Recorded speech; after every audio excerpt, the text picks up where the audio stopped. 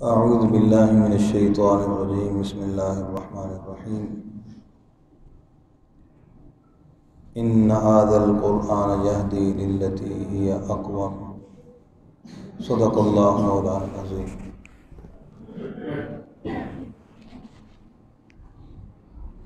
سب سے پہلے حافظ محمد شہیر، حافظ محمد حسنین اور حافظ محمد معاذ، ان کے والدین کو، ان کے تمام عزیز و اقارب کو، ان کے چچا، ان کی خالو جان، ان کی امیاں، ان کے اور خالائیں جو تشریف لائے ہوئے ہیں، سب کو مبارکباد پیش کرتا ہوں۔ اللہ تعالیٰ ان کے قرآن پاک کی تکمیل کو اپنی بارگاہ میں شرف قبولیت نصیب فرمائے۔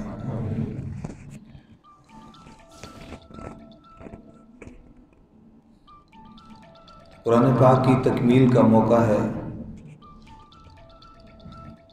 جیسے اس کی تکمیل پر اجر و ثواب کے بہت زیادہ وعدے ہیں، اسی طرح احادیث شریف میں آتا ہے کہ اس کی ابتداء اور اس کی افتتاح پر بھی اسی طرح وعدے ہیں۔ حدیث شریف کا مفہوم پڑھ رہا تھا کہ جیسے تکمیل قرآن پر یہ اجتماع ہوتا ہے، اکٹھے ہوتے ہیں، اسی طرح قرآن کی افتتاح پر بھی ایسا ہونا چاہیے، جبکہ وہ نہیں کرتے ہم۔ دکان کا افتتاح ہو تو اکٹھے ہوتے ہیں نا جی، وہاں پر کاروبار کا افتتاح ہو وہاں پر اکٹھے ہوتے ہیں، گھر کا افتتاح ہو اکٹھے ہوتے ہیں۔ قرآن پاک کا افتتاح ہو رہا ہے، بس مسیطے چھاٹا یہاں پہ دیکھی جائے گی۔ اور اگر اسی اہتمام کے ساتھ اگر بچے کو مدرسے میں پروٹوکول کے ساتھ چھوڑا جائے، افتتاح کیا جائے، تو اس کو بھی پتہ ہوگا کہ مجھے اتنے پروٹوکول اور عزت کے ساتھ چھوڑ کر گئے ہیں، اب مجھے حافظ بن کے دکھانا ہوگا، اس کو بھی احساس ہوگا۔ اتنے پروٹوکول کے ساتھ مجھے چھوڑ کر جا رہے ہیں، تو اسی طرح پروٹوکول کے ساتھ مجھے لینے کے لیے بھی آئیں گے، جیسے آج آئے ہوئے ہیں الحمدللہ۔ فرمایا کہ تکمیل قرآن کے موقع پر 4000 فرشتے دعا کرتے ہیں۔ تکمیل قرآن کے موقع پر 4000 فرشتے، اور جو دعا کی جاتی ہے اس پر 4000 فرشتے آمین کہتے ہیں۔ بہت سے فضائل ہیں حدیث کے حوالے سے۔ صبح اگر قرآن مکمل ہوا تو شام تک فرشتے مغفرت کی دعا کرتے ہیں، شام کو قرآن مکمل ہوا، صبح تک اس کے لیے فرشتے مغفرت کی دعا کرتے ہیں۔ تو یہ سارے فضائل الحمدللہ بچوں نے عملی طور پر کر کے دکھا دیے۔ اللہ تعالیٰ مزید اس پر استقامت نصیب فرمائے۔ اور پھر مغفرت کے جو وعدے ہیں، فضیلتیں ہیں، حافظ قرآن کو تو جو مقام اور درجہ ملے گا ہی ملے گا کہ ایک ایک آیت پڑھتا جائے، جنت کے درجے چڑھتا جائے، اور ان کے والدین کے لیے کتنا بڑا اعزاز ہوگا، کتنا خوبصورت پیارا ان کو تاج پہنایا جائے گا کہ دوسری امتوں والے دیکھ کر ان کو یہ گمان ہوگا کہ یہ کسی امت کا نبی آ رہا ہے۔ اتنا بڑا اعزاز۔ بہرحال قرآن پاک کی یہ تکمیل کا موقع اس حوالے سے جیسے عزیز و اقارب کو اکٹھا کرنے کا بھائیوں نے اہتمام فرمایا ہے، تو اس پر بھی یہ عمل بھی مستحب ہے۔ صحابہ کرام سے بھی یہ ثابت ہے کہ تکمیل قرآن کے موقع پر وہ اپنے عزیز و اقارب کو، اہل خانہ کو اکٹھا کرتے تھے، پھر دعا فرماتے تھے۔ بھائی اس کو ضروری اور واجب نہیں سمجھنا چاہیے، مستحب درجے کی بالکل فضیلت ہے۔ اور ایک اور بڑی اہم بات، تکمیل قرآن سے مراد بھی وہاں پر صرف یہ نہیں کہا گیا کہ حفظ قرآن، بلکہ قرآن مکمل ہونا، چاہے ناظرہ میں ہو۔ پھر ناظرہ قرآن باغ میں بھی اگر ہم کوئی اہتمام کرتے ہیں تو وہ جو بچہ پڑھ رہا ہوتا ہے، ایک مرتبہ قرآن مکمل ہوتا ہے، اس پر اہتمام تھوڑا سا کر لیتے ہیں، چلو قاری صاحب کو تھوڑی سی مٹھائی دے دی۔ اس کے بعد جو قرآن پاک معمول سے روزانہ پڑھتے ہیں اور اس کی تکمیل ہوتی ہے، مہینے بعد ہو جائے، 15 دن بعد ہو جائے، 2 مہینے بعد ہو جائے، اس تکمیل کا کوئی اہتمام نہیں کرتے۔ صحابہ اس کا بھی اہتمام کرتے تھے۔ یعنی جب بھی قرآن مکمل ہوتا تو اپنے دوستوں کو اکٹھا کرتے، اپنے اہل خانہ کو اکٹھا کرتے۔ تو میرا بھی قرآن مکمل ہوتا ہے تو میں سب کو اکٹھا، تو اپنے بچے جو گھر میں اکٹھے ہوتے ہیں، لیکن ان کو کبھی کوئی چیز تقسیم کر دی، کبھی پیسے دے دیے، تو جب بھی قرآن مکمل ہوتا ہے تو بچوں کو بھی پتہ ہوتا ہے کہ مہینہ ختم ہونے والا ہے، قرآن مکمل ہوگا تو ہمیں کچھ ملے گا۔ تو انشاءاللہ یہ تکمیل قرآن کی فضیلت ہے، حفظ ہو اس پر بھی بہت اعلیٰ درجہ ہے، لیکن ناظرہ قرآن پاک جو گھروں میں پڑھتے ہیں اس کا بھی اہتمام فرمایا کریں، اس کے اندر بھی دعا کی قبولیت کی گھڑی ہوتی ہے۔ تو بہرحال یہ تو ہے اس کے پڑھنے کے حوالے سے، اور والدین کے پڑھانے کے حوالے سے ان کو کتنی فضیلت، کتنا مقام ملے گا، اور حفظ کرنے والوں کو کتنا بڑا اعزاز اور اکرام اللہ تعالیٰ عطا فرمائیں گے، دنیا کے اندر بھی اور آخرت میں بھی۔ آج بچوں، آپ کے عزیز و اقارب میں سے کوئی جتنی اعلیٰ سے اعلیٰ ڈگریاں حاصل کیے ہوئے بندہ ہو، وہ وزیر اعلیٰ، وزیر اعظم کی سیٹ پر، عہدے پر کیوں نہ ہو، لیکن آپ حافظ قرآن ہیں اور عامل قرآن بھی ہیں، تو یہ مصلی رسول کے وارث آپ ہیں، وزیر اعظم یہاں نہیں کھڑا ہو سکتا۔ یہ اللہ نے اعزاز حافظ کو عطا فرمایا، قرآن اور عامل قرآن۔ تو الحمدللہ جیسے بچوں نے قرآن پڑھا، اللہ تعالیٰ ان پر عمل کرنے کی بھی توفیق عطا فرمائے، قرآن کو محفوظ رکھنے کی بھی توفیق عطا فرمائے۔ بچوں یہاں تک جتنے بچے سن رہے ہیں، قرآن پاک کی تکمیل تک تو اصل میں جو والدین کی ذمہ داری تھی وہ مکمل کر دی انہوں نے الحمدللہ۔ ان کو اب تاج مکمل پہنایا جائے گا، یہ اس سے معروم نہیں ہوں گے۔ اب اصل ذمہ داری بچوں کے سر پر آ رہی ہے۔ قرآن پاک کو یاد جب کر لیا، اس کو بھلانا نہیں ہے۔ پیارے نبی صلی اللہ علیہ وسلم کے فرمان میں اس کا مفہوم ہے، فرمایا کہ میری امت کے بڑے سے بڑے اور کبیرہ گناہوں میں سے ایک گناہ یہ ہے کہ قرآن کو یاد کرے اور اس کو بھلا دے۔ اب اس کی تھوڑی سی اور وضاحت بھی عرض کر دوں، قرآن کو یاد کرے اور بھلا دے۔ ہم تو اس حدیث کو صرف حافظ قرآن کے لیے منسوب کرتے ہیں کہ بھئی حافظ قرآن کے لیے وعید ہے، حالانکہ اس کے اندر وضاحت یہ ہے کہ قرآن کا جتنا حصہ بھی جو بندہ یاد کر لیتا ہے اور پھر اس کو بھلا دیتا ہے تو وہ بھی اس کے اندر شامل ہوتا ہے، یہ اس کے لیے بھی وعید ہے۔ اس لیے اگر ہم نے بچپن میں سورہ یاسین یاد کر لی، یا یوسف صاحب نے جو ہے اماں پارا یاد کیا اور بعد میں کہا چلو میں نے تو حافظ بنا نہیں، مجھے کیا ضرورت ہے بعد میں یاد کرنے، وہ اماں پارا جتنا یاد کیا تھا، جیسے اچھا پڑھ کے یاد کیا تھا ہے جی، تو اس کو اسی طریقے سے یاد رکھنا ضروری ہے۔ اس کو بھلائیں گے تو گناہ ہوگا۔ اور ناظرہ میں بھی اس پر ایک اور وضاحت، جس نے بچپن میں ناظرہ قرآن پاک پڑھنا سیکھ لیا، روانی کے ساتھ پڑھنا اس کو آ گیا بہت اچھا، اس کے بعد بالکل پڑھنا ہی چھوڑ دیا، جیسے صرف رمضان میں کبھی پڑھ لیا، کبھی یاسین پڑھ لی صرف، تو اب اس کو کیا ناظرہ پڑھنا بھول گیا، وہ بھی اس وعید میں شامل ہے۔ اس لیے اس حدیث کا مطلب صرف حافظوں کے لیے نہیں ہے۔ ناظرہ قرآن پڑھنا اس کو جتنا آتا تھا اس نے پڑھنا چھوڑ دیا، اس کو ناظرہ پڑھنا بھول گیا، وہ بھی اس وعید کے اندر شامل ہے۔ تو معلوم ہوا کہ یہ جو فضائل آ رہے ہیں حافظ قرآن کے ساتھ، یہ تمام قرآن پڑھنے والوں کے فضائل بھی ہیں، اور جو وعیدیں آ رہی ہیں قرآن کے بھلانے پر، یہ صرف حافظ قرآن کے لیے نہیں بلکہ غیر حافظ بھی اگر قرآن کو جتنا یاد کیا اس کے اندر ناظرہ کے پڑھنے میں بھی کمزوری آ جائے گی تو وہ بھی اس وعید میں شامل ہے۔ تو بہرحال قرآن پاک کا جو حق ہے ہمارے اوپر ایمان لانے کے بعد، دوسرا حق ہے تلاوت کرنا، پھر اس کے بعد اس کو سمجھنا، پھر اس کے بعد اس پر عمل کرنا، پھر آگے اس کی آگے تبلیغ کرنا، یہ 5 حقوق۔ تو ہم سے دوسرے حق کا مطالبہ کیا جا رہا ہے قرآن پاک کے پڑھنے کا۔ سامعین حضرات، جتنے بھی مائیں بہنیں بیٹیاں موجود ہیں، سب سے درخواست کر رہا ہوں کہ قرآن پاک کی تلاوت کا معمول بنائیے۔ بہت آسان سی اور مختصر سی آخری بات عرض کر رہا ہوں کہ ایک ہے غذا اور ایک ہے دوا۔ دوا کے بغیر تو گزارا چل جاتا ہے، پر غذا کے بغیر گزارا، نبی صاحب غذا کے بغیر گزارا۔ بڑی آسان سی یہ مثال دے کر عرض کیا کہ سورہ یاسین کی روزانہ تلاوت کر لی، سورہ ملک کی تلاوت کر لی، یہ بطور دوا کے ہے، بطور وظیفہ کے ہے۔ بہت اچھی بات ہے جو تلاوت کر رہا ہے، اس پر ثواب بھی ہوگا، اجر بھی ہوگا، لیکن معمول سے قرآن پاک کی تلاوت کرنا یہ بطور غذا کے ہے، اس پر ہماری بہت کمزوری ہے۔ تو سب سے میں درخواست کر رہا ہوں کہ بطور وظیفہ کے دوا کے وہ تو ہم قرآن کی تلاوت کر ہی لیتے ہیں، لیکن باقی معمول سے قرآن کی تلاوت کا اہتمام کرنا ہے۔ جیسے انسان کا جسم کھانا نہ کھائیں تو کمزور ہوتا ہے، اسی طرح جب قرآن کی تلاوت نہ کریں تو ہماری روح اور ایمان کمزور ہوتا ہے۔ تو اس لیے آپ اس کے اندر سب انشاءاللہ وعدہ فرمائیں، ارادہ فرمائیں کہ روزانہ معمول سے قرآن پاک کی تلاوت کیا کریں گے۔ اور خواص کے لیے جو حفاظ ہیں ان کے لیے تو بھائی رخصت پر نہیں، عزیمت پر عمل کرنا چاہیے۔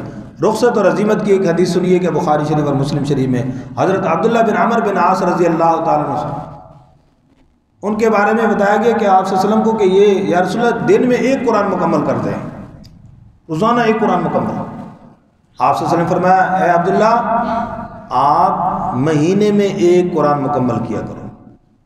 کیا مطلب ہے؟ روزانہ ایک پارہ۔ عرض کیا نہیں یا رسول اللہ میں اس سے زیادہ پڑھنے کی طاقت رکھتا ہوں۔ فرمایا اچھا پھر 20 دن میں قرآن مکمل کر لیا کرو۔ پھر عرض کیا نہیں یا رسول اللہ میں اس سے بھی زیادہ پڑھنے کی طاقت رکھتا ہوں۔ پھر آپ نے فرمایا چلو 10 دن میں قرآن مکمل کر لیا کرو۔ عرض کیا نہیں یا رسول اللہ میں اس سے بھی زیادہ پڑھنے کی طاقت رکھتا ہوں۔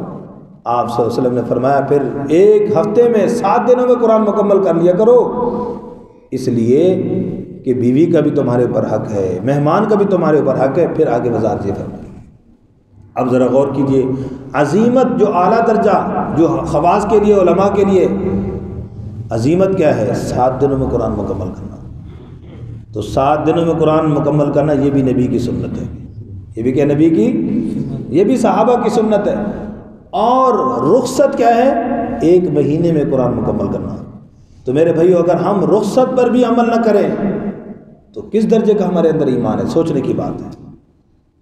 صحابہ عزیمت پر عمل کر اور ہمیں رخصت کیا بتائے حضور نے کہ کم از کم ایک مہینے میں تو قرآن مکمل کرو، ہم اس رخصت پر بھی عمل نہ کریں تو کیا خیال ہے بھائی؟ خواص حضرات تو کم از کم رخصت پر تو عمل کریں گے نا انشاءاللہ۔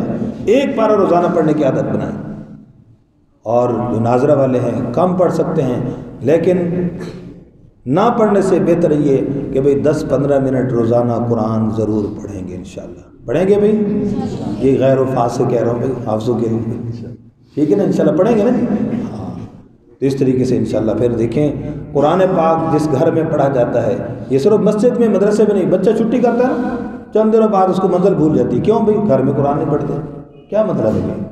یہ قرآن مسجد کے لیے صرف نازل ہوا، مدرسے کے لیے نازل ہوا، یہ کلاس کے لیے نازل ہوا؟ بھئی سوچنے کی بات ہے۔ گھر کے حوالے سے ایک حدیث پیارے نبی صلی اللہ علیہ وسلم کا جو فرمان ہے، جس گھر میں قرآن پڑھا جاتا ہے وہ گھر آسمان والے فرشتوں کو ایسے چمکتا ہوا نظر آتا ہے جیسے ہمیں آسمان کے ستارے چمکتے ہوئے نظر آتے ہیں۔ اپنے گھر کو چمکتا دمکتا دکھائیے قرآن کی تلاوت کے ذریعے، تو انشاءاللہ قرآن کی تلاوت کا معمول بنائیں گے انشاءاللہ۔ ہاں، یہ ہے قرآن کی تلاوت۔ تو خلاصہ یہ کہ قرآن کو درست پڑھنا، جس کو ہم کہتے ہیں تجوید کے ساتھ، قرآن کو درست پڑھنا، صحیح پڑھنا، تو کو تا نہ پڑ جائے، سواد کو سین نہ پڑ جائے، درست پڑھنا فرض عین ہے۔ اور جیسے بچے خوبصورت پڑھ رہے تھے تو خوبصورت قرآن پڑھنا نبی کی سنت ہے۔ یہ جملہ بھی یاد رکھنا، خوبصورت پڑھنا قرآن ہے نبی کی سنت۔ داڑھی رکھنا نبی کی سنت، پگڑی باندھنا نبی کی سنت، کپڑے ایسے پہننا نبی کی سنت۔ تو خوبصورت قرآن پڑھنا کیا ہے بھائی؟ ہم نے کہہ دیا نہیں بھائی، عوام کہتی ہے یہ مولوی کا کام ہے، مولوی صاحب کہتے ہیں قاری کا کام ہے، بس آگے چھوڑ دیا۔ نبی پاک صلی اللہ علیہ وسلم کی ہر امت کے لیے یہ حکم ہے۔ تو انشاءاللہ قرآن کو صحیح پڑھنے کی بھی کوشش کریں گے اور قرآن کو خوبصورت پڑھنے کی بھی کوشش کریں گے۔ اللہ تعالیٰ ہم سب کو عمل کرنے کی توفیق عطا فرمائے۔ تو آپ بچے تشریف لاتے ہیں اور قرآن پاک کے آخری جو سبق ہے وہ سناتے ہیں، پھر دعا کرتے ہیں۔ جی حسنین اور شہید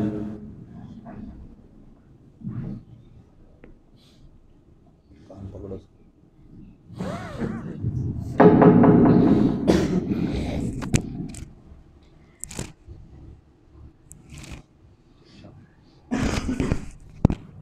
اعوذ باللہ من الشیطان الرجیم، بسم اللہ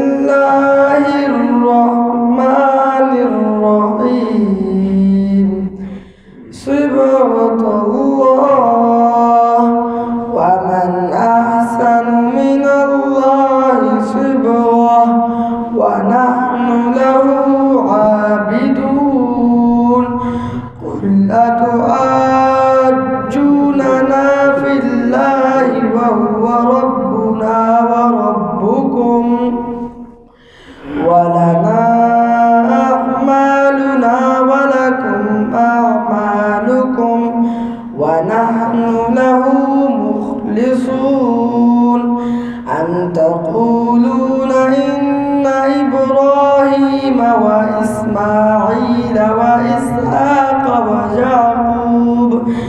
ويعقوب والأسباط كانوا هودا أو نصارى قل أأنتم أعلم أم الله ومن أظلم ممن كتم شهادة عنده من الله وما الله بغافل عما تعملون تلك أمة قد خلت لها ما كسبت ولكم ما كسبتم ولا تسألون عما كانوا يعملون بسم الله الرحمن الرحيم قل هو الله أحد الله الصمد لم يلد ولم يولد